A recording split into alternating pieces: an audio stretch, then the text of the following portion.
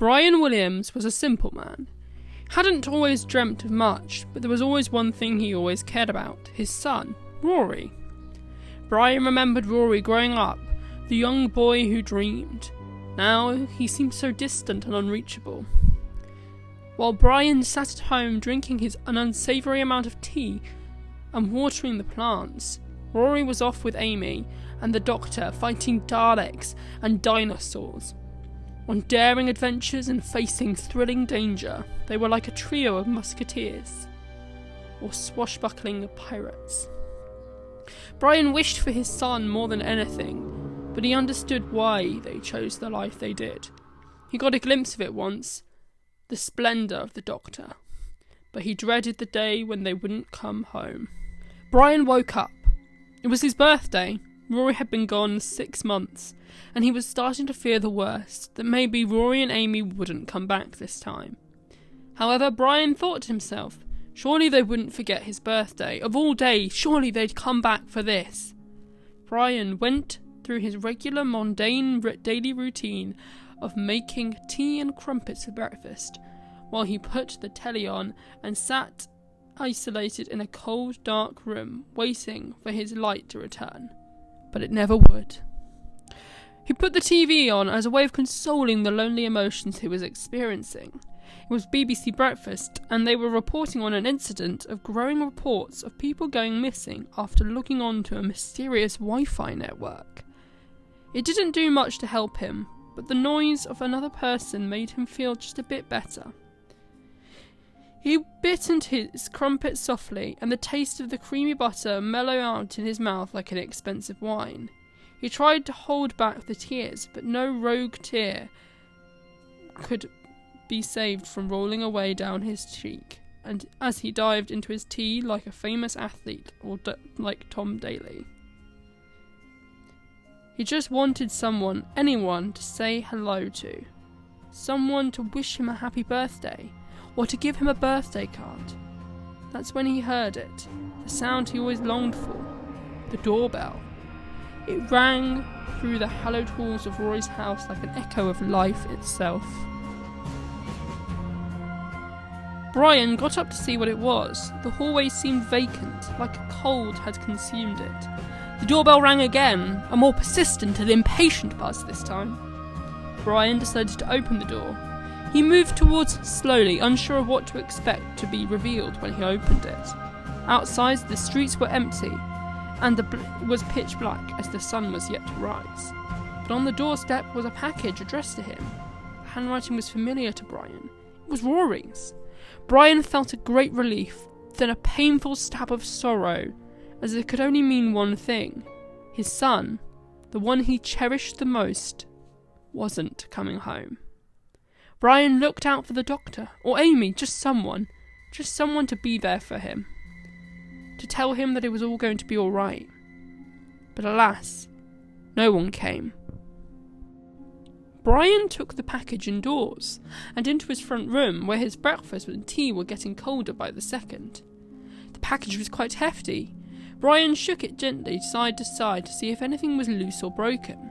It was a sound similar to a book or something shaking around inside.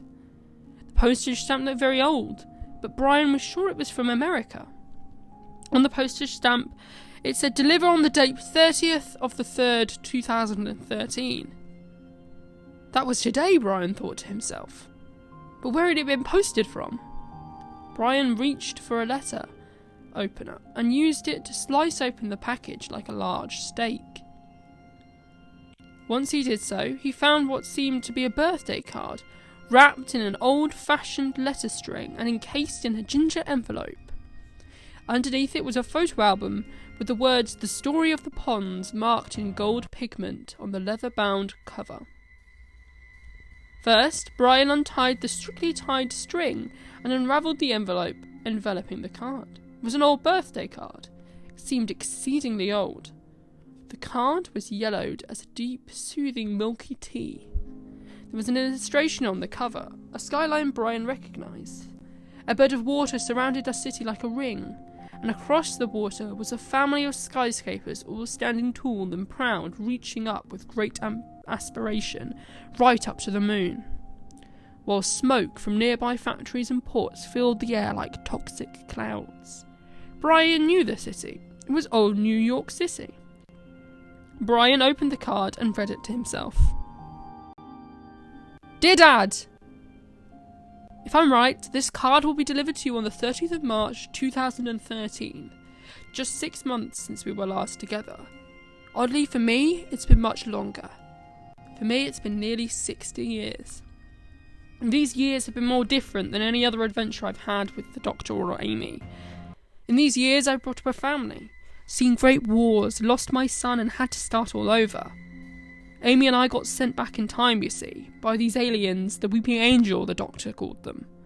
Anyway, so we're stuck back in time in New York City.